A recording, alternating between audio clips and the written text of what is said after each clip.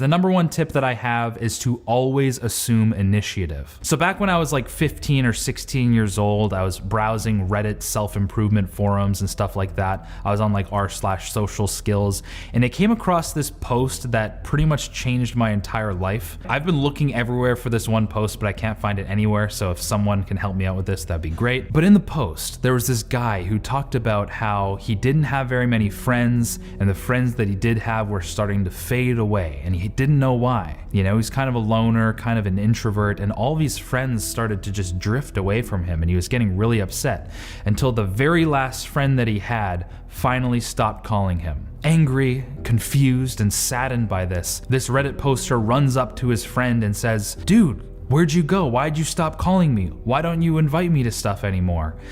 And his friend turned to him and simply said, "It's because you don't invite me anywhere. I figured you didn't like hanging out with me." And this really kind of changed my perspective because I just never invited people anywhere. I always waited for the invitation. I was always sitting there on my butt, wondering why nobody was inviting me to cool parties and stuff. And I eventually realized that I wasn't making any effort whatsoever to make plans and call people up, invite them to stuff. You know, if you don't have very many friends and you tend to not do things very often and you want to be someone who does things with people, then take control. Just like any other aspect of your life, if you want to change something, it's up to you because it's your life. So take control of your social life as well. Always assume initiative. If you want to do something fun, come up with an idea, invite the person to that idea. If they don't want to come to that idea, leave them be. Is that